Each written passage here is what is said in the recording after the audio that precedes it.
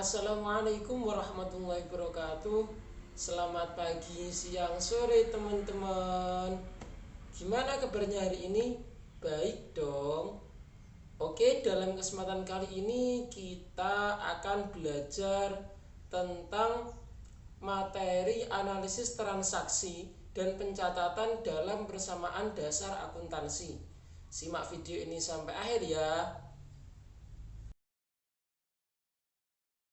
Oke, materi yang akan kita bahas hari ini yaitu tentang menganalisis dan mencatat transaksi dalam persamaan dasar akuntansi. Tujuan pembelajaran yaitu mampu menganalisis transaksi persamaan dasar akuntansi. Kemudian yang kedua, mampu melakukan pencatatan transaksi persamaan dasar akuntansi. Oke, petunjuk. Jadi, dalam menganalisis setiap transaksi keuangan yang terjadi, maka kita akan menggunakan sistem berpasangan dan mempengaruhi sedikitnya dua akun. Jadi yang terpengaruh bukan cuma satu akun ya ketika menganalisis. Ingat, ini adalah dasar dalam menganalisis setiap transaksi keuangan. Kita ingat kembali tentang penggolongan akun. Ada aset atau harta, kemudian ada kewajiban atau utang. Yang ketiga yaitu modal atau ekuitas. Yang tergolong aset atau harta ada kas, kemudian piutang usaha, kemudian perlengkapan, kemudian peralatan, tanah, dan lain-lain. Untuk yang tergolong dalam utang atau kewajiban ada utang usaha, utang bank, wesel bayar, beban yang masih harus dibayar, dan lain-lain. Kemudian yang untuk penggolongan modal atau ekuitas ada investasi, kemudian pendapatan. Di sini investasi dan pendapatan menambah modal ya, karena menambah modal perusahaan. Kemudian ada beban dan priv. Kalau priv ini artinya yaitu pengambilan pribadi oleh pemilik perusahaan. Jadi ini mengurangi modal, dan beban juga mengurangi modal, dan lain-lain. Dalam menganalisis setiap transaksi keuangan, kita harus mengetahui transaksi yang kita analisis ini tergolong transaksi tunai ataukah tergolong transaksi kredit. Kemudian kita harus tahu dalam menganalisis transaksi kita ini sebagai apa. Kita di sini sebagai bendahara. Ingat ya, kita di sini sebagai bendahara yang menganalisis transaksi keuangan perusahaan. Transaksi tunai yaitu transaksi yang sudah diterima atau sudah dibayarkan uangnya. Artinya kita sudah mengeluarkan atau sudah menerima uang gitu ya. Oke, kalau ketika kita sudah menerima uang, artinya kas kita bertambah. Kemudian karena kita menggunakan sistem berpasangan, pasangannya apa? Dapat dari mana uang tersebut? Dapat dipahami? Selanjutnya ketika kita sudah keluar uang, artinya kas kita berkurang. Kemudian pasangannya adalah untuk apa kita keluar uang? Ciri-ciri transaksi tunai yaitu ada kata tunai, kemudian perkas, tanpa keterangan sama sekali, dan lain-lain. Oke, selanjutnya adalah transaksi kredit. Transaksi kredit yaitu transaksi yang belum diterima atau belum dibayarkan uangnya. Kita ingat kembali, kita di sini adalah sebagai bendahara. Ketika kita belum menerima uang, artinya piutang usaha kita bertambah. Kemudian pasangannya yaitu dapat uang dari mana kita. Selanjutnya ketika kita belum keluar uang, artinya utang usaha kita bertambah. Kemudian pasangannya untuk apa kita keluar uang. Dapat dipahami ya. Jadi ciri-ciri transaksi kredit sendiri ada kata kredit, kemudian faktur, diterima atau dibayar kemudian, dan sebagainya. Rumus persamaan dasar akuntansi yaitu harta sama dengan utang plus modal. Harta di sini adalah aset, utang kemudian kewajiban, dan modal adalah ekuitas. Jadi aset sama dengan kewajiban plus ekuitas. Oke, kita masuk ke soal analisis transaksi. Dalam soal pada tanggal 2 Januari 2020, Pak Jibur memulai usaha bengkel mobil dengan nama Bengkel Maju Mundur Nyungsep Sejahtera. Nama bengkelnya aneh ya. Mungkin ini dalam kondisi apapun bengkel Pak Jibur ini semoga tetap sejahtera, seperti itu mungkin. Untuk modal awal, Pak Jibur menyetorkan uang tunai sebesar 100 juta rupiah. Oke, kita analisis. Kita lihat dulu, transaksi tersebut termasuk transaksi tunai ataukah transaksi kredit. Kita lihat. Oh, ternyata ada kata tunai. Berarti ini termasuk transaksi tunai. Transaksi tunai sebesar berapa? Oh, 100 juta rupiah. Kita ingat kita di sini sebagai bendahara dan Pak Jibur adalah sebagai pemilik usaha yang menyetorkan modalnya. Karena transaksi tunai, kita lihat di sini kita menerima uang. Ketika kita menerima uang berarti kas kita bertambah sebesar 100 juta rupiah. Kemudian dapat dari mana uang tersebut?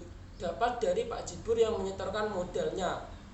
Jadi pasangannya adalah modal bertambah sebesar 100 juta rupiah. Jadi untuk transaksi pertama ini kas bertambah sebesar 100 juta rupiah dan modal bertambah sebesar 100 juta rupiah.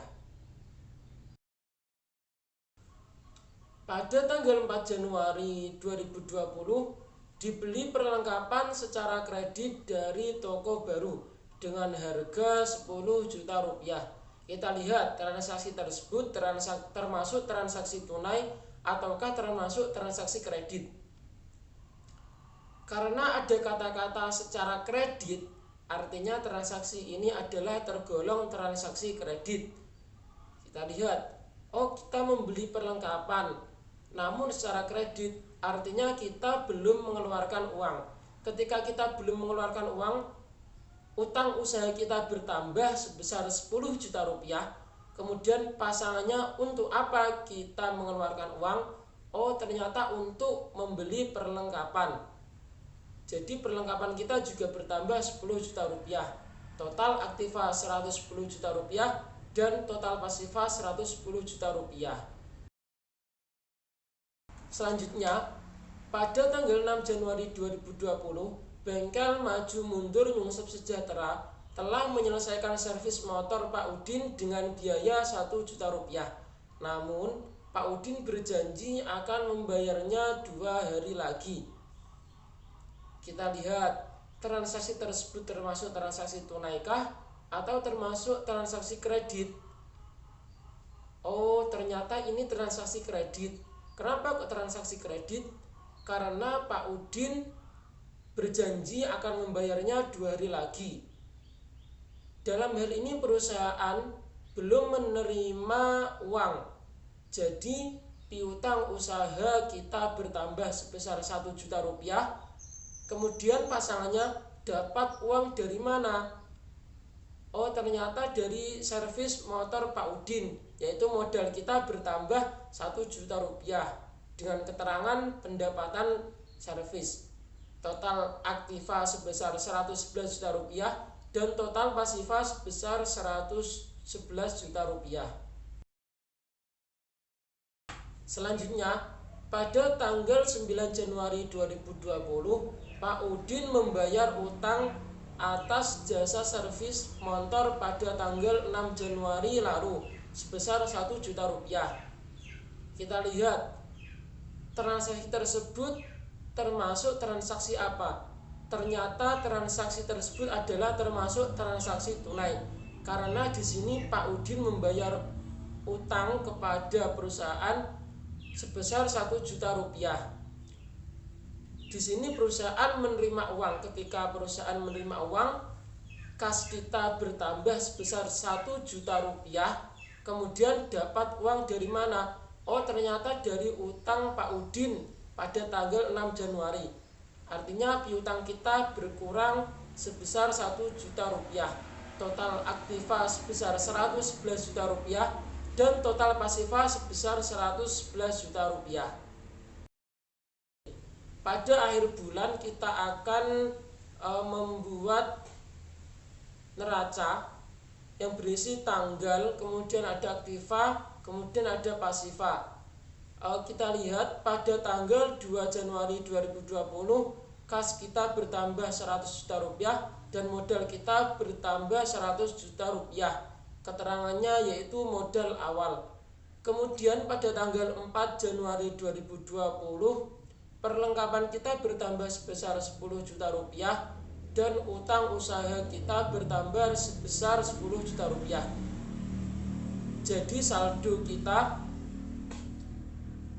sebesar 110 juta rupiah pada aktiva dan 110 juta rupiah pada pasiva. Kemudian pada tanggal 6 Januari 2020 piutang usaha kita bertambah sebesar 1 juta rupiah dan modal kita bertambah 1 juta rupiah, yaitu dari pendapatan servis. Jadi saldo pada tanggal 6 Januari sebesar 111 juta rupiah pada aktiva dan 111 juta rupiah pada pasiva. Kemudian pada tanggal 9 Januari 2020 kas kita bertambah 1 juta rupiah dan piutang kita berkurang sebesar 1 juta rupiah. Jadi saldo kita yaitu sebesar 111 juta rupiah pada aktiva dan 111 juta rupiah pada pasiva.